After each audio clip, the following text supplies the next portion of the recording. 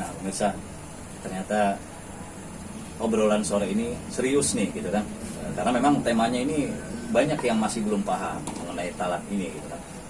Untuk menghilangkan keseriusan sore ini, Pak Lutfi, silakan dinikmati dulu kopinya, Pak.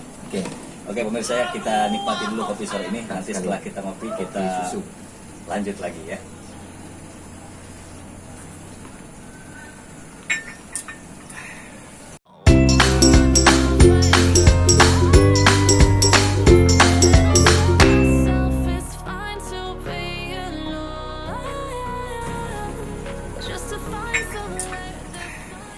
Oke. Nah, terkait dengan yang tadi Pak, kita katakan itu sudah ada aturan dari Allah gitu ya, hanya diberikan 2 kali kesempatan. Ya. Seumpamanya seorang suami sekarang dia mengucapkan tolak kepada istrinya, kemudian rujuk lagi. Ya. Selang 1 tahun dia mengucapkan lagi, kemudian rujuk lagi. Apakah hitungan seperti itu dianggap sudah 2 kali? Atau ketika sudah rujuk itu sudah habis Pak, masa jatuh talaknya itu? Jadi kembali ke 1 lagi gitu. Jadi begini, kalau di dalam contoh yang sampean berikan berarti kan orang tadi mentalak pertama pada tahun misalkan tahun 2018 lah ya. Kemudian setelah itu dia merujuk. Rujuk. Artinya rujuk itu berarti maksudnya begini rujuk itu. Rujuk itu dilakukan pada saat masa iddah. Masa iddah itu 3 bulan. 3 kali suci. Jadi merujuk pertama, kemudian setelah itu katakan kehidupan mereka normal gitu. Normal ya. Nah, tiba-tiba tahun berikutnya diucap lagi, saya talak lagi gitu kan. Saya talak lagi. Berarti itu sudah 2 kali Mas. Sudah dihitung 2 kali. Sebagai 2 kali. Itu. Jadi meskipun sudah berpisah lama gitu, itu dihitungnya tetap 2 kali. Tetap 2 kali. Jadi kalau dia kedua kalinya itu berkumpul, kemudian berpisah lagi berpisah lagi, maka sudah jatuh talak 3 kali. Jadi artinya tetap dihitung Mas, itu. Walaupun ada selisih tahun ada atau selisih berapa tahun, ya. ini gitu ya. Itu dihitung juga. Nah, memang banyak itu persepsi yang berkembang di masyarakat seperti itu Pak. Ya. Ada yang menyatakan itu dihitung. Iya. Bahwa walaupun tahun 2018 sudah pernah diucapkan talak, nanti 2019 diucapkan lagi. Ya. Ada juga yang pendapat saya pernah dengar bahwa talak yang 1 itu sudah gugur, maka kembali ke talak 1 lagi gitu kan. Tetap dihitung Ya. Oke. Nah, ini kita jadi makin paham gitu kan.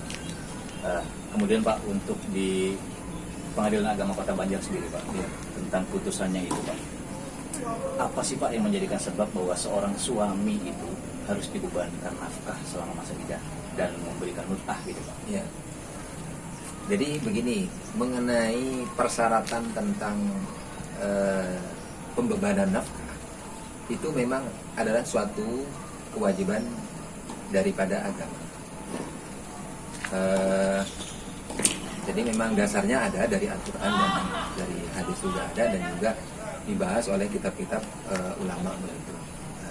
Salah satunya wa mati'una 'alal musyri qadaru wa 'alal muqtiri qadaru. Maksudnya berikanlah kamu penyenang hati, mut'ah kepada si istri dengan kadar, melihat kadar orang yang kaya sesuai dengan kadarnya, kemampuannya. Begitu juga orang yang miskin itu sesuai dengan kadarnya.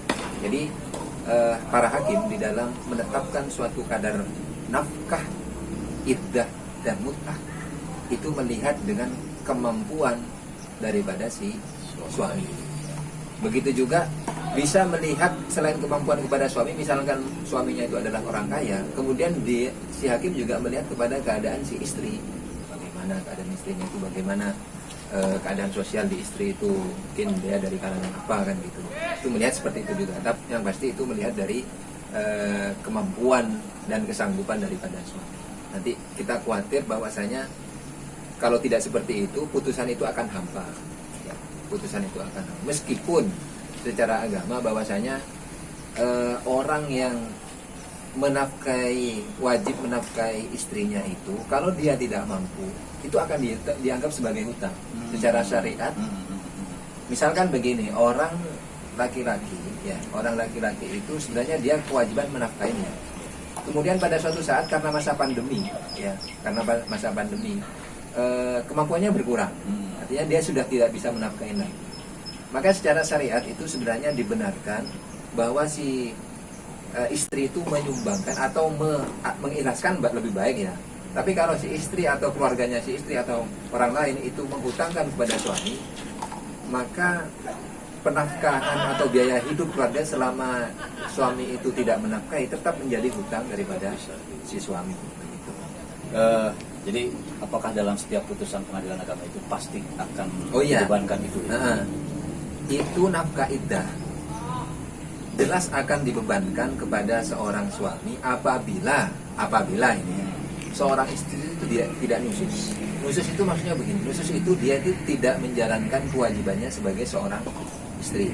Bisa itu tiba-tiba dia itu langsung pulang tanpa ada suatu sebab, gitu, tanpa ada suatu sebab yang pasti kan gitu. Atau dia menjalin hubungan misalkan ya dengan seorang laki-laki lain. Itu kan suatu perbuatan yang meninggalkan kewajiban dia sebagai seorang istri. Kalau seorang istri tidak seperti itu maka suami tetap berkewajiban untuk menafkahi iddahnya selama 3 bulan dan juga memberikan mut'ah. Nah, nanti melihat terhadap kemampuan si suami, hakim akan melihat kepada kemampuan suami. Jelasnya orang misalkan yang pekerjaannya itu penghasilannya sedikit, misalkan ya guru atau apa gitu ya, itu tidak akan dibebankan seperti seorang misalkan karyawan, PNS atau seorang direktur. Itu melihat terhadap kemampuan kekayaan daripada penghasilan tiap bulannya. Gitu, jadi ya. pasti nafkah iddah itu akan tetap berlaku, kewajiban bagi suami sepanjang istrinya tidak nusus. Oke. Tidak membangkang lah gitu. Baik. Nah, ini sepertinya sudah cukup gamblang menurut saya penjelasan tentang cerai talak dari Pak Muhammad Lutfi Amin selaku Hakim Pengadilan Agama Kota Banjar. Nah, sekali lagi pesan Mas Bon di acara saat ini, jangan coba-coba main dengan kata-kata tolak itu. Karena seperti tadi dijelaskan bahwa bercandanya pun itu serius. Terima kasih Pak Lutfi atas kesempatan kita ngobrol-ngobrol sampai di sore ini. Semoga tayangan ini bermanfaat buat pemirsa semua. Kami akhiri. Assalamualaikum warahmatullahi wabarakatuh. Waalaikumsalam warahmatullahi wabarakatuh.